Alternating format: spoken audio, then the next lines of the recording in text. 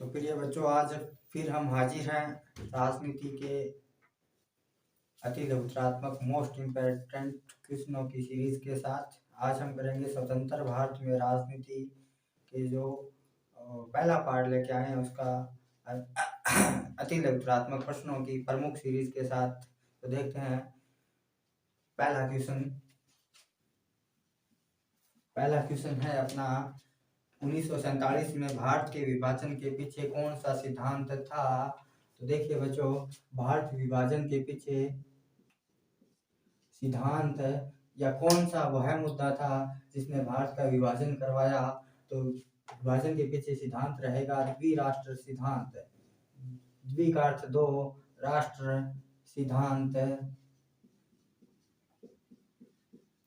द्विराष्ट्र सिद्धांत के प्रतिपादक रहेंगे बच्चों मुस्लिम लीग और मोहम्मद अली जिन्ना। मोहम्मद अली जिन्ना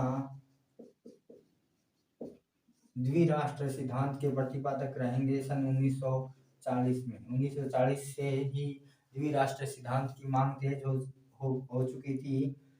अपना दूसरा क्वेश्चन है राज्य पुनर्गठन अधिनियम कब लागू हुआ। अब देखिए, भारत का विभाजन हो गया, धर्म के आधार पर दो राष्ट्र बन गए, उसके बाद भारत का एकीकरण सबसे बड़ा मुद्दा था। अब इसी एकीकरण में जो राज्यों का गठन किया जा रहा था, रियासतों का एकीकरण किया जा रहा था, उसमें विवाद हो गया था कि भाषा के आधार पर राज्यों का पुनर्गठन किया जाए। तो एक राज्य पुनर्गठन आयोग बनाया गया था। राज्य पुनर्गठन आयोग 1953 में बना। 1953 में बनाया गया बच्चों इसको राज्य पुनर्गठन आयोग। अध्यक्ष रहेंगे फजल अली की अध्यक्षता में राज्य पुनर्गठन आयोग। दूसरे सदस्य रहेंगे हरदयानाथ कुंजरू और तीसरे सदस्य रहेंगे बच्चों के एम पणिकर। इनको ये जिम्मेदारी सौंपी गई कि आप भाषा के आधार पर राज्यों के पुनर्गठन के लिए सिफारिश दें। तो इन्होंने इनकी जो सिफारिश थी राज्य पुनर्गठन आयोग की जो सिफारिशें थी राज्य पुनर्गठन अधिनियम, उनको लागू किया गया सन 1956 में। तो राज्य पुनर्गठन अधिनियम लागू होता है 1956। राज्य पुनर्गठन अधिनियम लागू होता है 1956। अब देखिए अगला क्वेश्चन है, सबसे पहले कहाँ के राजा ने अपने राज्य को स्वतंत्र रखने की घोषणा की। देखिए,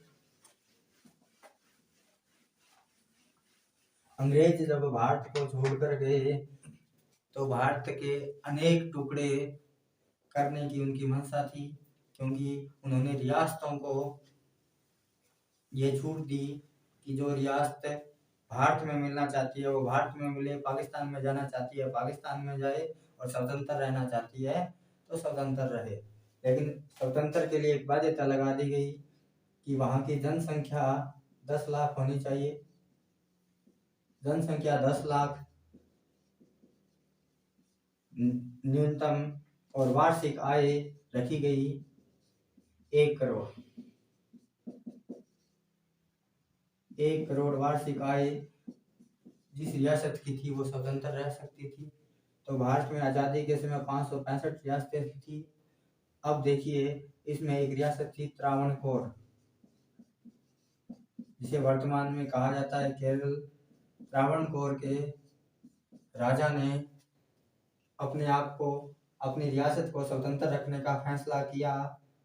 अगला क्वेश्चन है बच्चों, विभाजन की त्रासदी से संबंधित कोई 2 फिल्मों के नाम बताइए। अर्थात वो फिल्में जिनकी पटकथा विभाजन के समय हुई त्रासदी या हिंसक घटनाओं से संबंधित थी। तो देखिए, एक है गरम हवा और दूसरी है आपकी पिंजर। ये 2 फिल्में जो थी वो विभाजन की घटनाओं से संबंधित रहेगी। गरम हवा और पिंजर विभाजन की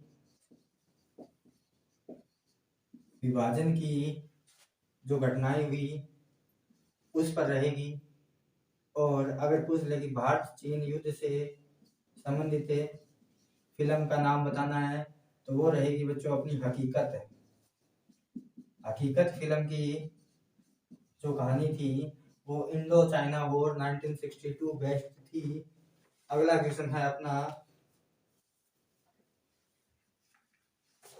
आंध्र प्रदेश की मांग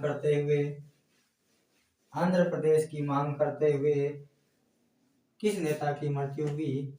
देखिए, जब राज्यों का पुनर्गठन किया जा रहा था तो एक नेता थे पोटी श्रीरामुलु। पोटी श्रीरामुलु ये कहते हैं कि हमें, देखिए उस समय था मद्रास में कौन कौन शामिल था? मद्रास में शामिल था तमिलनाडु, कुछ हिस्सा केरला का, कुछ हिस्सा आंध्र प्रदेश, वर्तमान आंध्र प्रदेश, और कुछ हिस्सा रहेगा बच्चों अपना कर्नाटक। तो देखिए, तमिलनाडु की भाषा थी तमिल और आंध्र प्रदेश की भाषा थी तेलुगु।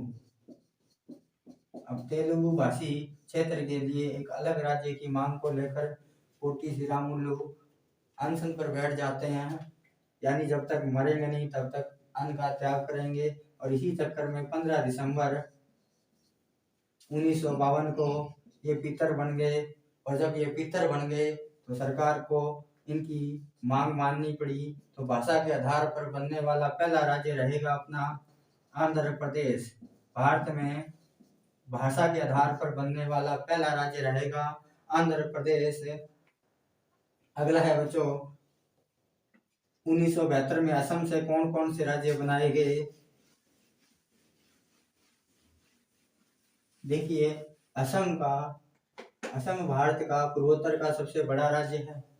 और असम से 1972 में जिन राज्यों को अलग किया गया था या नए राज्य जो बनाए गए थे वो इस प्रकार है: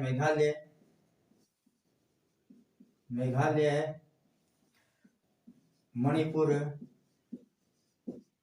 और त्रिपुरा। ये 7 सिस्टर स्टेट्स में आते हैं। भारत की 7 बहनें जो राज्य हैं उनमें से हैं। अब अगला है, राजग का पूरा नाम लिखिए। राजग, देखिए गठबंधन की राजनीति में एक राजग था और एक संप्रग है। राजग यानी इसको आप बोल सकते हो एनडीए। तो राजग का पूरा नाम रहेगा राष्ट्रीय जनतांत्रिक गठबंधन है। और इसकी जो अगुवाई करने वाली पार्टी है, जो इस गठबंधन का लीडर है, वो है बीजेपी, भारतीय जनता पार्टी। अगला क्वेश्चन है अपना, गठबंधन की राजनीति से क्या अभिप्राय है? तो देखिए, गठबंधन की राजनीति नाम से पता चल रहा है, जो योग होगा, योग किनका होगा? पार्टियों का योग होगा। तो देखिए, जब चुनाव में मैंडेट मिलता है, बहुमत मिलता है, तो किसी एक पार्टी को स्पष्ट बहुमत न मिले तो 2 या 2 से अधिक पार्टियां मिलकर न्यूनतम साझे लक्ष्यों को लेकर सरकार बनाती है। वह घटना गठबंधन की राजनीति कहलाती है। भारत में 1977 के बाद गठबंधन की राजनीति की शुरुआत मानी जाती है, या फिर एक दल के प्रभुत्व की समाप्ति। 1977 तक आते आते कांग्रेस का जो प्रभुत्व था, कांग्रेस का जो वर्चस्व था, वो समाप्त हो जाता है। अगला क्वेश्चन है बच्चों, प्रथम स्प्रंग सरकार। देखिए, 2 प्रमुख गठबंधन, एक आ गया था अपना राजग, राष्ट्रीय जनतांत्रिक गठबंधन, अगुवाई कर रही है बीजेपी, और एक है संप्रग संयुक्त प्रगतिशील गठबंधन, संयुक्त प्रगतिशील गठबंधन है, और इसका नेतृत्व कर रही है कांग्रेस पार्टी। और स्प्रिंग की पहली सरकार बनती है 2004 में। 2004 में प्रधानमंत्री बनेंगे मनमोहन सिंह। देखिए स्प्रंग को इंग्लिश में आप लिखोगे यूपीए, यूनियन प्रोग्रेसिव अलायंस। अगला है बच्चों बाम सेफ का पूरा नाम बताइए। देखिए बाम सेफ क्या था? जब दलित और पिछड़ी जातियां अपने अधिकारों के लिए सतर्क हुई या अपने अधिकारों को प्राप्त करने के लिए आवाज उठाना प्रारंभ करती है, उस समय एक संगठन बनता है जो गवर्नमेंट कर्मचारियों का था, सरकारी कर्मचारियों का था, BAMCEF backward and minority communities employees federation.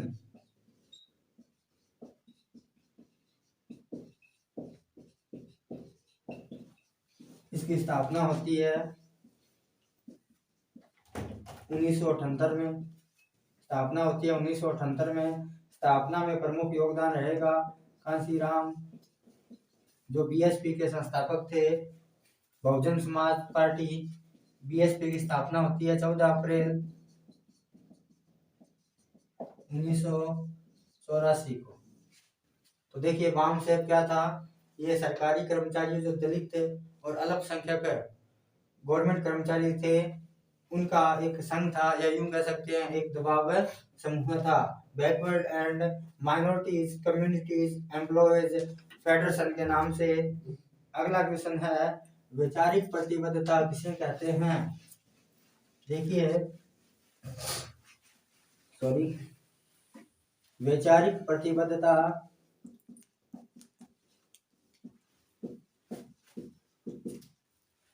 देखो नाम से पता चल रहा है, विचारों की प्रतिबद्धता, विचारों के प्रति कट्टर होना। अब सुनो, विचारों के प्रति कट्टर होने का मतलब क्या है?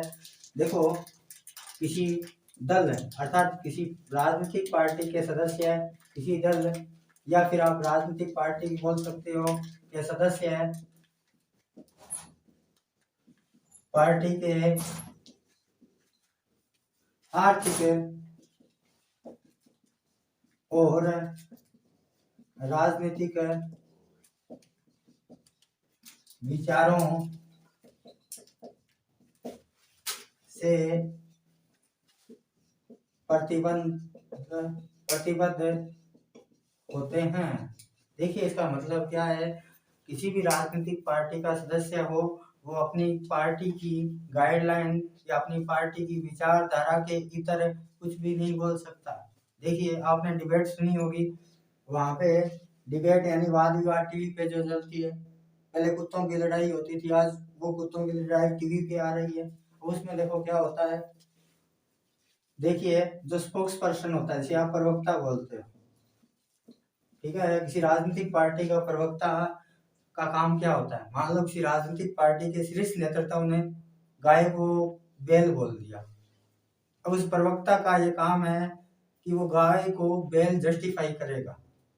उसका काम ही यही है कि गाय को जैसे तैसे किसी भी प्रकार से साम दाम दंड भेंट लगाकर किसी भी प्रकार से क्या करेगा, उसको जस्टिफाई करेगा कि ये गाय नहीं जीती, ये बैल ही था, हमारे नेता सही हैं। तो देखिए अगला क्वेश्चन है बहुदलीय प्रणाली की कोई एक कमी बताइए, या बहुदलीय प्रणाली की आलोचनाएं कीजिए, सीमाएं बताइए। तो देखिए बहुदलीय प्रणाली, भारत में लोकतांत्रिक व्यवस्था में बहुदलीय प्रणाली की व्यवस्था है। बहुदलीय प्रणाली का मतलब है भारत में कितनी भी राजनीतिक पार्टियां हो सकती है और उनको मान्यता कौन देता है? चुनाव आयोग।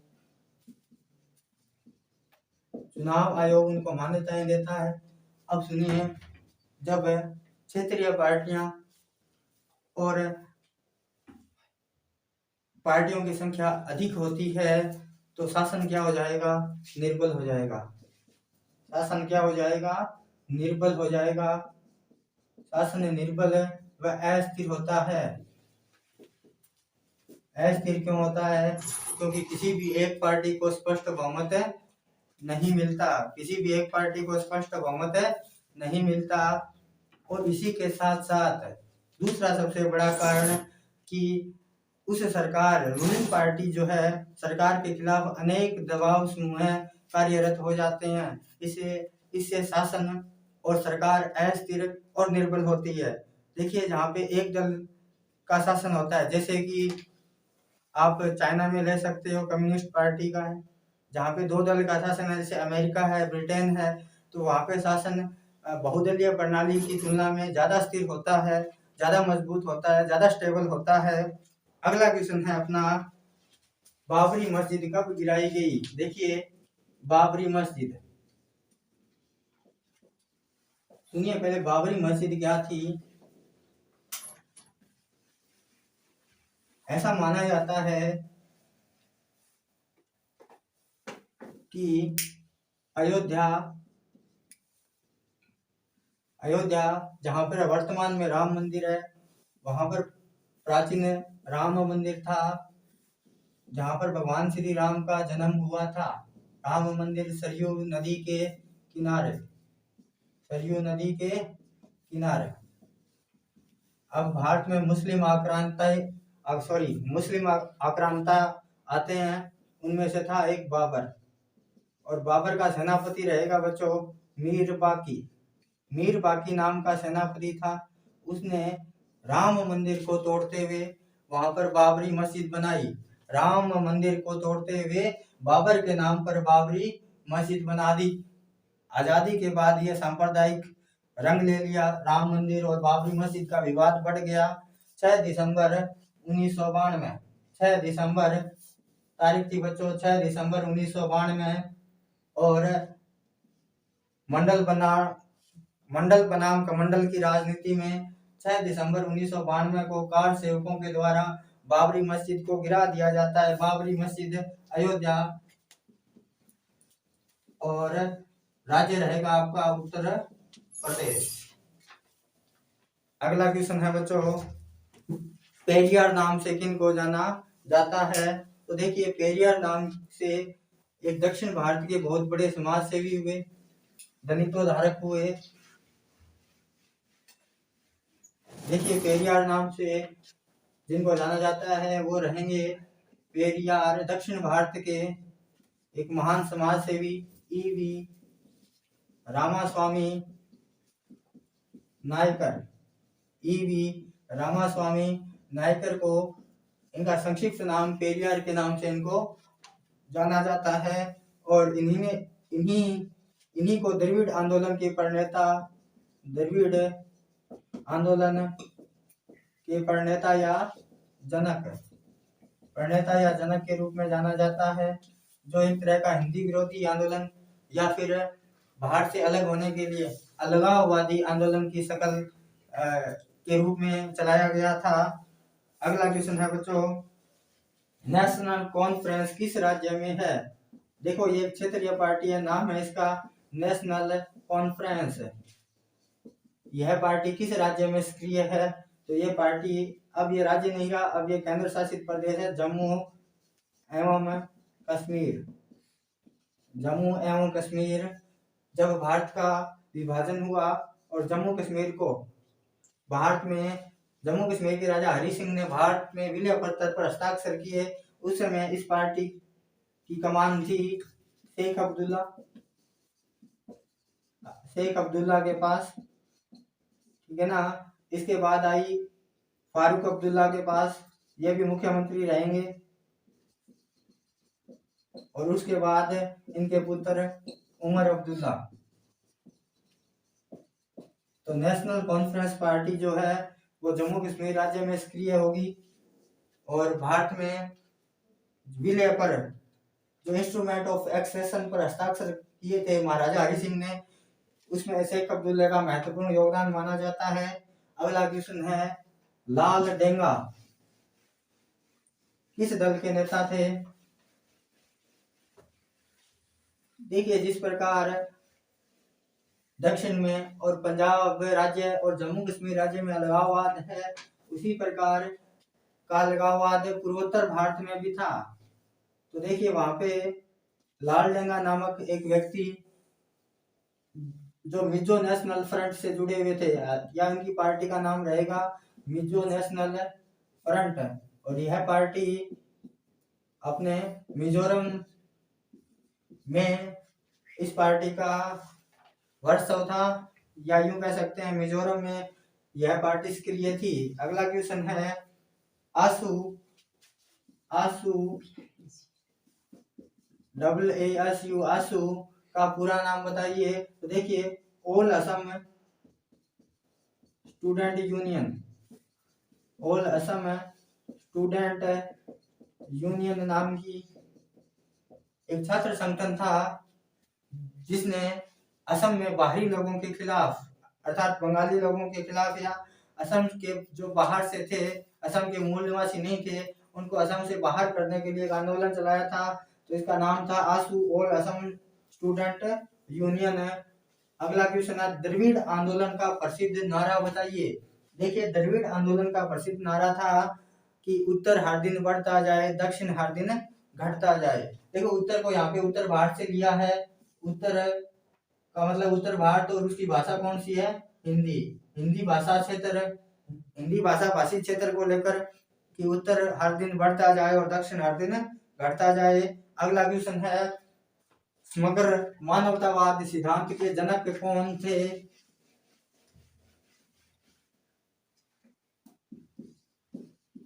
समग्र मानवतावाद सिद्धांत, समग्र का अर्थ होता है संपूर्ण, मानवतावाद सिद्धांत के जनक रहेंगे पंडित दीनदयाल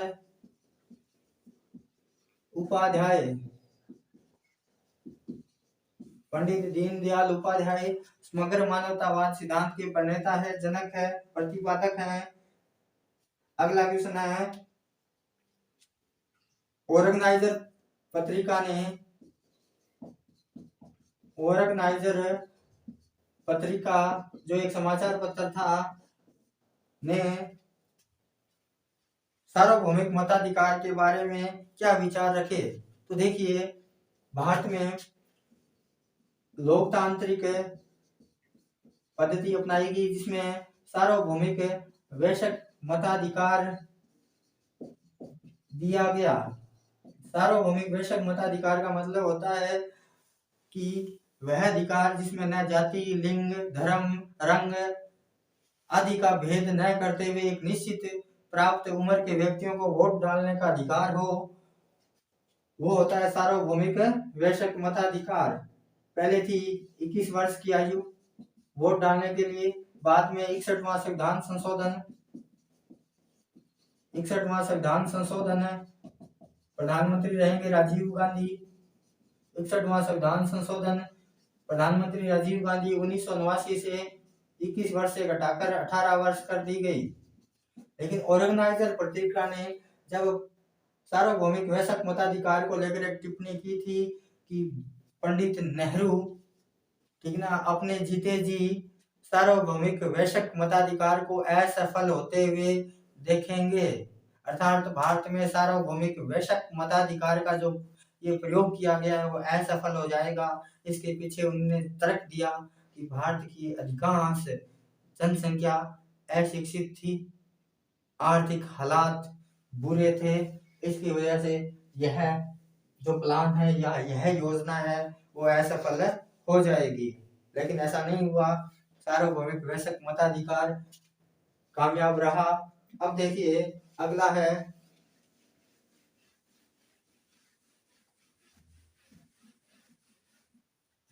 जनसंघ।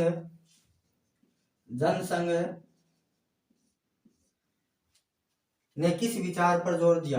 देखो बच्चों, जनसंघ एक पार्टी थी और जनसंघ के संस्थापक रहेंगे श्यामा प्रसाद मुखर्जी। श्यामा प्रसाद मुखर्जी जनसंघ के संस्थापक, फाउंडर। अब देखिए श्यामा प्रसाद मुखर्जी कौन थे? श्यामा प्रसाद मुखर्जी नेहरू मंत्रिमंडल से इस्तीफा देने वाले पहले व्यक्ति, नेहरू मंत्रिमंडल से इस्तीफा देने वाले पहले व्यक्ति, इस्तीफा देने वाले पहले व्यक्ति क्योंकि इनका नेहरू के साथ, पंडित नेहरू के साथ धारा 370 जम्मू कश्मीर को विशेष रियायत देने पर, विशेष स्वायत्तता देने पर इनका मतभेद हो गया था। इसी को लेकर इन्होंने एक नई पार्टी बनाई, नाम रखा जनसंघ, और इनका नारा था एक देश एक विधान एक संस्कृति के विचार पर जनसंघ ने जोर दिया। अगला क्वेश्चन है अपना, भारत में किस चुनाव प्रणाली को अपनाया गया है? तो देखिए बच्चों, भारत में जो चुनाव प्रणाली है वो है सर्वाधिक वोट पाने वाले की जीत, सर्वाधिक वोट पाने वाले की जीत, अर्थात the first past the post, अर्थात जो सबसे आगे होगा वो जीत जाएगा। अगला क्वेश्चन है, स्वतंत्र भारत में बने पहले मंत्रिमंडल में स्वास्थ्य मंत्री कौन थे? तो देखिए, स्वतंत्र भारत का जो पहला मंत्रिमंडल था स्वतंत्र भारत का, उसमें स्वास्थ्य मंत्री रहेगी राजकुमारी अमृता कौर, राजकुमारी अमृता कौर को स्वास्थ्य मंत्री बनाया गया। स्वतंत्र भारत के पहले मंत्रिमंडल में हेल्थ मिनिस्टर के तौर पर राजकुमारी अमृता कौर ने अपनी सेवाएं दी। और अगला क्वेश्चन है, स्वतंत्र पार्टी का गठन किसने किया?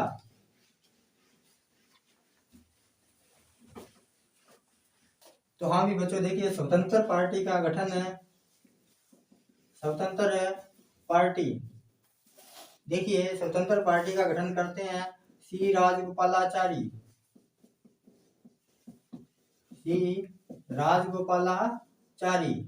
और इस पार्टी का चुनाव चिन्ह रहेगा स्टार। ये माना जाता है कि ये सामंतवादी लोगों की पार्टी थी या फिर ये राजशाही लोगों की पार्टी थी, ऐसा माना जाता है। और श्री राजगोपालाचारी के लिए एक क्वेश्चन और है जो बनता है अपना, स्वतंत्र भारत के प्रथम भारतीय, स्वतंत्र भारत के प्रथम भारतीय गवर्नर जनरल रहेंगे श्री राजगोपालाचारी। इस प्रकार आज के लिए इतने ही प्रश्न, और बाकी के प्रश्न हम अगली सीरीज में लेकर आ रहे हैं। आपको इस क्लास के अंत में इन प्रश्नों की पीडीएफ आपको प्रोवाइड करवा दी जाएगी। आशा है कि आपके लिए प्रश्न उपयोगी साबित हो रहे हैं। तो आप क्लास को लाइक, शेयर और सब्सक्राइब करना ना भूलें, और अपने दोस्तों को ज़्यादा से ज़्यादा इस क्लास के बारे में बताइए। थैंक्स, धन्यवाद।